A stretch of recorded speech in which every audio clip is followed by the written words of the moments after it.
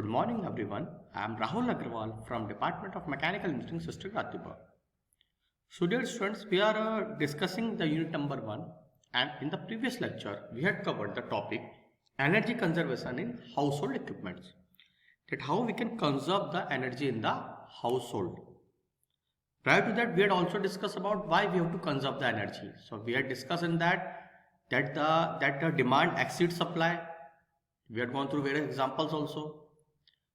And the second logic what we have done, that energy generated is energy saving is energy generated. Okay. Now in today's lecture number 5, we'll discuss some of the conservation techniques in agriculture sector. Then how we can conserve the energy in the agriculture sector. Okay. So basically I will see about the agriculture. Agriculture में क्या होता है basically हम लोग क्या देखते हैं कि जो मेजर कंज्यूमिंग सेक्टर्स होते हैं, जो कंज्यूमिंग सोर्स ऑफ एनर्जी होता है वो क्या होता है आपका, या तो इलेक्ट्रिसिटी होता है या डीजल होता है. या तो इलेक्ट्रिसिटी के फॉर्म में हम लोग एग्रीकल्चर में एनर्जी कंज्यूम करते हैं या in the form of diesel for various activities, जैसे पंपिंग हो गया, फार्मिंग हो गया, थ्रेसिंग हो गया, प्रोसेसिंग हो गए, फूड एग्रीकल्चर एक्टिविटीज हो गई है, जो आपके पास फ्रूट प्रोडक्ट्स होते हैं, एग्रो प्रोडक्ट्स होते हैं, उसके लिए सब जगह पे हमको इलेक्ट्रिसिटी और डीजल की जरूरत पड़ती है बेसिकली.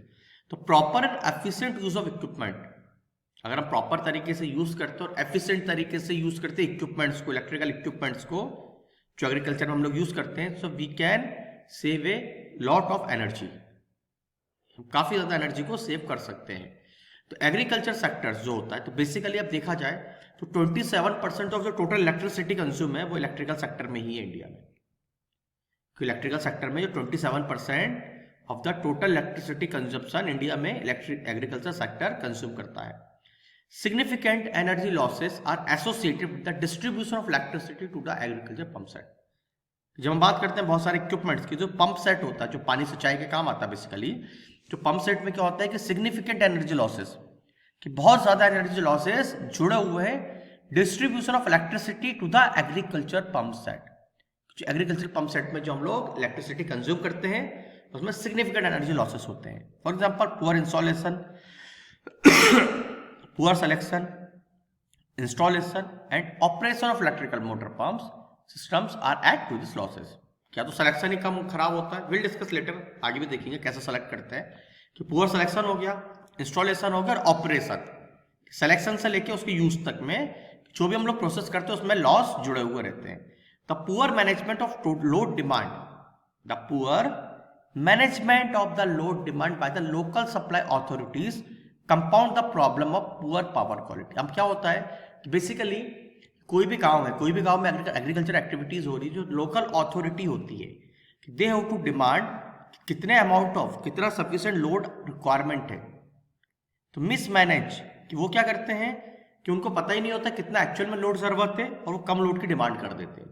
तो जो पुअर लोड मैनेजमेंट होता है, इसके कारण क्या होता है कि पुअर पावर क्वालिटी मिलती है.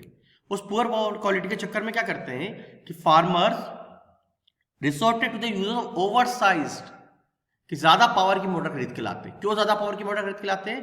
कि कम समय में ज्यादा से ज्यादा पानी को वो खींच सके. क्यों? क्योंकि इलेक्ट्रिसिटी कम समय के लिए मिल रहा है उनको. So to compensate for this, farmers have resorted to the uses of oversized and insufficient local made pump motors to ensure maximum water withdrawal during limited period of power availability and to avoid motors burnout. कि motor चल ना जाए इसलिए वो ज्यादा power की motor खरीद के लाते हैं, ठीक है, एंड लोकल मेड मोटर्स खरीदते हैं कि ज्यादा से ज्यादा अमाउंट ऑफ वाटर को विड्रॉ कर सके. The operational efficiency of this pump set has been found to be only 20 to 30%. जो ऑपरेशनल एफिशिएंसी होती है इन पंप्स की ओनली 20 to 30% ही होती है. इतनी कम percent efficiency. Now how we can improve the efficiency? The efficiency can be increase by, कैसे एफिशिएंसी बढ़ा सकते पंप सेट की?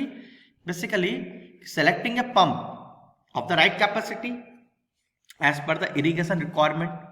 जितनी इरिगेशन की रिक्वायरमेंट है according to our area of the irrigation land, उसके हिसाब से हम लोग उस कैपेसिटी का हम लोग पंप लाएं. Improper selection of pump can lead to a largest waste of energy.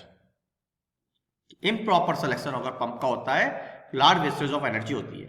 Matching of the motor with the appropriate size pump. जब मोटर लगा रहे हैं इलेक्ट्रिकल मोटर, वो पंप के साइज की होना चाहिए, ओवर साइज मोटर हमको नहीं लाना चाहिए।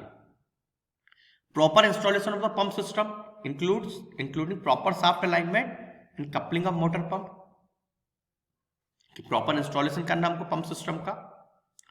यूजिंग लो फ्रिक्शन रिजिड पाइप्स, लो फ्रिक्शन रिजिड पीवीसी पाइप्स हमको यूज करना है। फुटवॉल्स एंड रोटेटन वॉल्स, हाई क्वालिटी के, अच्छी क्वालिटी के, जिसमें कि फ्रिक्शन फैक्टर्स कम से कम हो। Avoiding the use of unnecessary bends and too long pipes, unnecessary bends को हमको रिमूव करना है बिकॉज में लॉसेस होता है, और बहुत ज्यादा लंबे पाइप्स को भी अवॉइड करना है। Periodically carrying out corrective measures such as lubrication, alignment, tuning of engines or diesel pump sets, and replacement of worn-out parts. Efficiency of worn-out pumps can drop by 10 to 15%. जो efficiency होती है worn out pump मतलब जिसके parts खराब हो गए होते हैं, उसके पंप्स की एफिशिएंसी ड्रॉप होती है 10 to 15% तक। और we can use drip irrigation also for specific crops like vegetables, fruits, tobacco etcetera. Drip system can conserve up to 80% water and reduce pumping energy requirement. So basically these are the some general conservation techniques in the pumps, ki how we can save the energy in the pump sets. Now here also somewhat that the cost of rectification, basically the pump rectification क्या required होता है, corrective measure for fault installation, replacement of inefficient piping with new rigid low friction piping and low head footwall. अब देखा जाता है जो cost of rectification होता है, जो बदलने की चीजें होती हैं, जो बदलाव में जो कॉस्ट लगता है उसके, वो 2 से 3 हज़ार पर पंप आता है। ओनली 2000-3000 कॉस्ट आती है पर पंप। और ये अगर इसका पेबैक पीरियड देखा जाए, पेबैक पीरियड देखा तो 6 से 8 महीने में इसका पेबैक पीरियड होता है from the saving of electricity और diesel that is achieve due to the rectification. जितना डीजल सेव कर रहे हैं, जितना हमारे इलेक्ट्रिसिटी सेव हो रही है, सिर्फ 6 से 8 महीने में उसका पैसा निकल जाता है पेबैक पीरियड। देन उसके बाद ओवरऑल आपकी सेविंग होती है। दिस इज द रेक्टिफिकेशन का होता है कि बेसिकली हम अगर ओवरऑलिंग टाइम टू टाइम कराते जाएंगे तो 8 महीने बाद तो हमारे पास पेबैक पीरियड चालू हो जाएगा, प्रॉफिट चालू हो जाएगा आपके पास। Now here also some of the points also electrical pump के बारे में ही है ये, तो आप लोग पढ़ लेना इसको अच्छे से, एक बार और देख लेना कि ओवर इरिगेशन जैसे कुछ पॉइंट है कि periodically check pump system carry out corrective measures like lubrication, alignment हमने डिस्कस किया था। Over irrigation can harm the crops, over irrigation can harm the crops, waste vital water resource. Irrigate according to stabilised norm for different crops. Use drip irrigation for specific crops, ठीक है। Service your tubewell pumping station regularly, service करते रहना है। For diesel power irrigation pump, be sure to match the engine output horsepower with the horsepower demanded by the pump. जो motor लगा रहे हो pump को चलाने के लिए, दोनों का मैच होना चाहिए। Now next sector is that fuel saving, कि जब भी हम ट्रैक्टर यूज करते हैं, बेसिकली क्या होता है एग्रीकल्चर फील्ड में हम लोग ट्रैक्टर ही यूज करते हैं, ट्रैक्टर यूज करते हैं या हार्वेस्टर्स होगा जो भी आपका तो how we can save the fuel. तो बेसिकली क्या होता है कि use the appropriate size tractor for the load. ऐसा नहीं कि छोटा सा खेत का आपको काम है, आपको सामान लेके जाना है खेत में, आप बहुत बड़ा ट्रैक्टर यूज कर रहे हैं, तो use the appropriate size tractor for the load. Engineer से fuel efficiency declines dramatically if you are using excess tractor horse power for a job.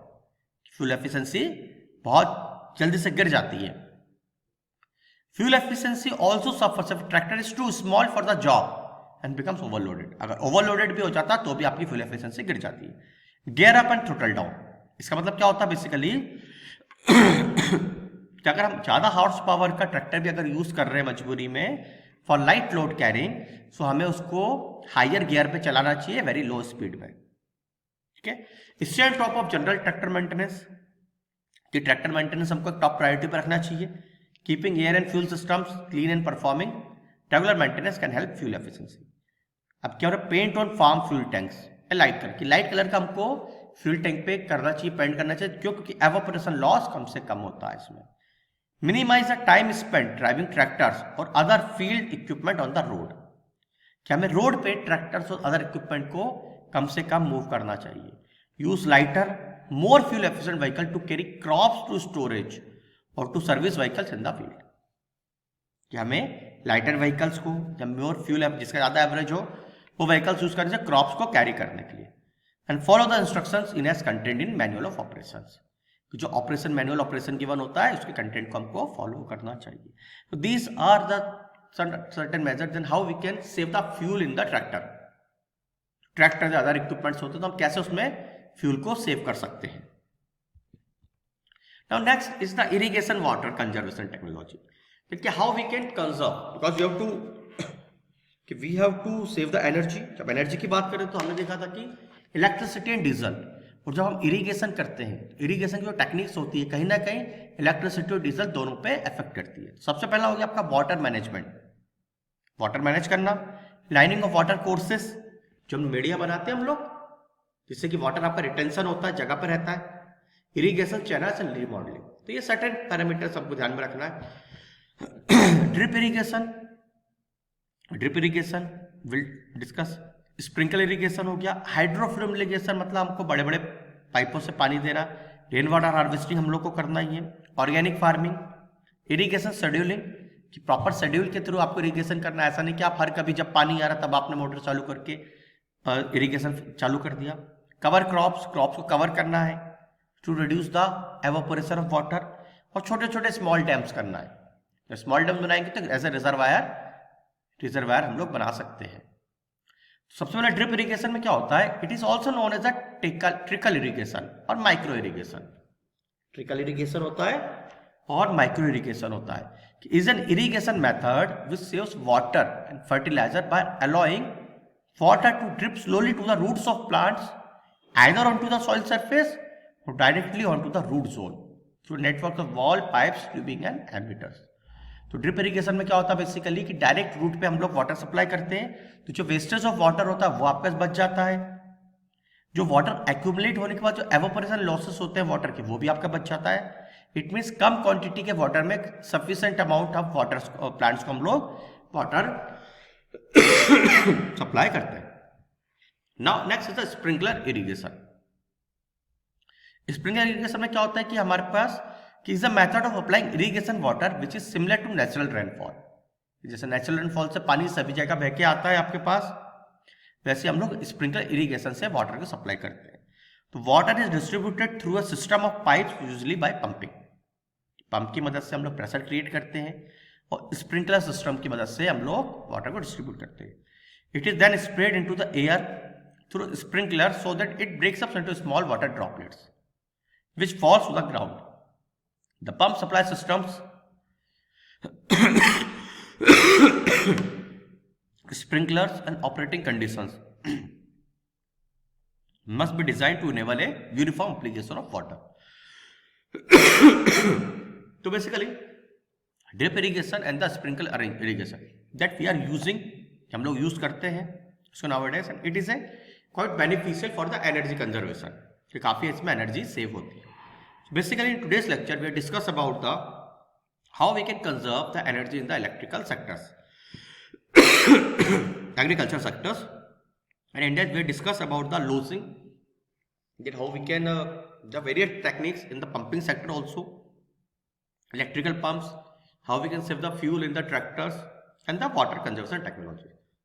Thank you.